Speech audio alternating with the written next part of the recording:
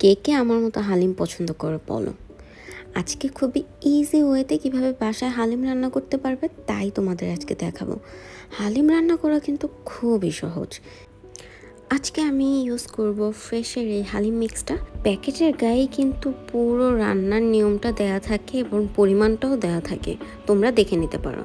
তো এটার ভিতর দুইটা প্যাকেট থাকে, একটা হচ্ছে হালিম মিক্সের যে পাউডারটা আর হচ্ছে ডালের যে মিক্সটা সেটা। তো এখন হচ্ছে আমি রান্নাটা শুরু করে দেব। এইখানে আমি প্রায় আধা কেজির মতো গরুর মাংস নিয়ে নিয়েছি। তোমরা তোমাদের পছন্দ মতো কম বেশি করে নিতে পারো। আর এইখানে আমি হচ্ছে এখন তোমার যে প্যাকেটের যে ডালটা ফুটন্ত গরম পানিতে 15 থেকে 20 মিনিটের জন্য ভিজিয়ে রাখবো।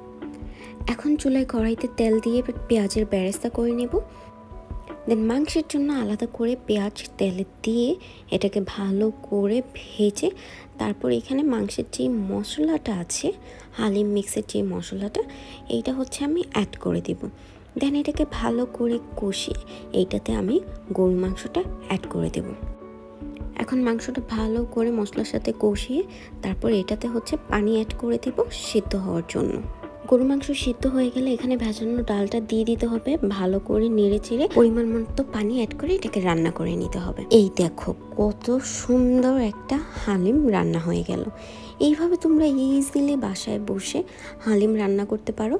বাইরের হালিম খাওয়া থেকে বাসায় এরকম নিজেরা তৈরি করে খাওয়াটা অনেক বেটার।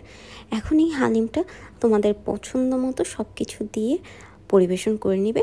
আমি হচ্ছে এইখানে কিছুটা শসা, ধনিয়া পাতা, কাঁচামরিচ, পেঁয়াজ বেরেস্তা, লেবুর রস এগুলো হচ্ছে অ্যাড করে নিয়েছি। সো সবাই কিন্তু বাসায় একবার হলেও এটা ট্রাই করো। Thank you for watching everyone.